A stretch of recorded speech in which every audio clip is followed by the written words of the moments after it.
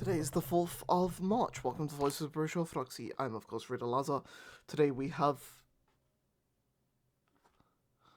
2 entries in the book, 2 entries in the group chat, and a bonus entry, well, a different second entry on the Celtic Saints website because the Saint Owen, who we will get to in a bit, he was covered yesterday on the Celtic Saints website. Anyway, our first entry for today is for Saint Adrian and his companions, and they are from the 9th century.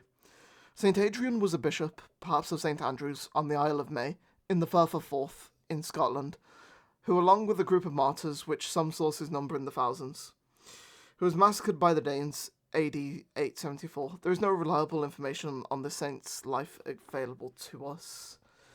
The group chat entry says, St. Adrian of May, a bishop on the Isle of May in the Firth of Forth in Scotland, martyred by the Danes together with other monks, ca.875 AD. He laboured to spread the faith among the Picts, together with his companions, Clodion, Caius, Monan, and Stobrand. As they were on the island of May, Danish pirates landed in it and put them to death. Our second entry was for was going to be for Saint Owen of Lichfield, but he doesn't actually have an entry on here, so I will leave this on here for you all.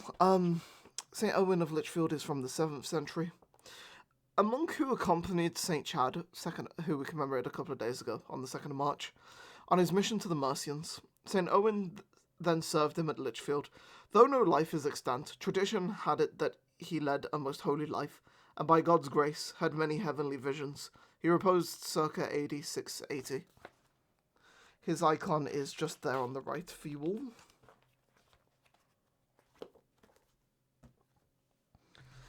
Saint Owen, Owen, a monk at Lastingham in England with Saint Chad, then settled at a monastery near Lichfield, ca.680 AD.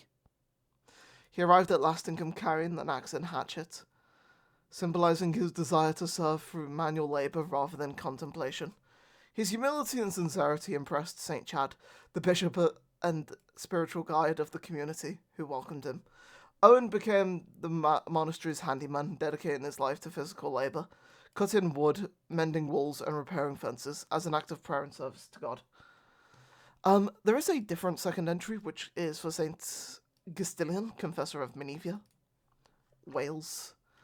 But I feel like that saint was covered in one of the previous days.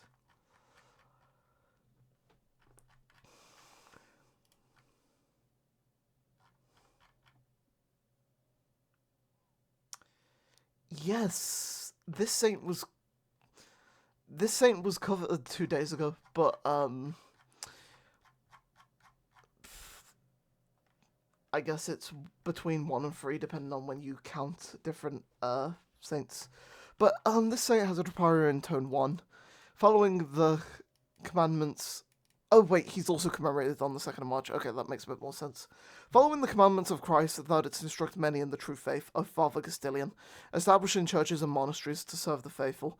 Pray for us, O saint, that we may profit by thine example for the salvation of our souls.